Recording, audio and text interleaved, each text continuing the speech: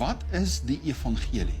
Galasiërs 1 vers 6 af. Ek verwonder my dat julle so gou afvallig geword het na 'n ander evangelie toe, van die genade van Christus veragter het, terwyl daar geen ander is nie. Daar is maar net een evangelie, en as daar iemand is wat 'n evangelie verkondig in stryd met wat ons verkondig, laat hom 'n vervloeking wees.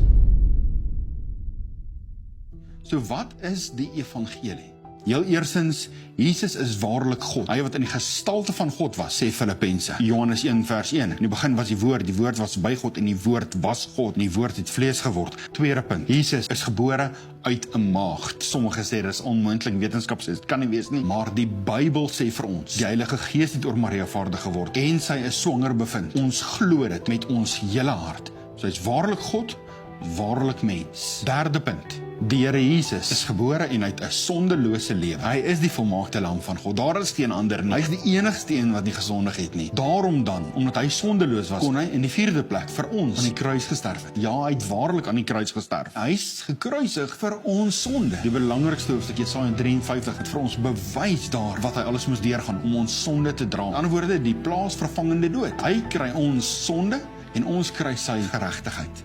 Vyfde punt, hy staan waarlik op uit die dood, hy het die dood oorwin. En dan die laaste punt, die sesde punt, die Here Jesus het opgevaar en gaan sit aan die regterhand van God. En dan Psalm 110 vers 1, wat seker een van die belangrikste verse is, waar die Vader vir die Seun sê, die Here het tot my Here gespreek en gesê, sit aan my regterhand, totdat ek jou vyande maak 'n voetbank van jou voete. Dit is die evangelie. Sonder hierdie evangelie kan mense nie gered word nie. Baie sê hulle gaan verkondig die evangelie, maar hulle verkondig nie dit nie, dan is dit 'n halwe evangelie.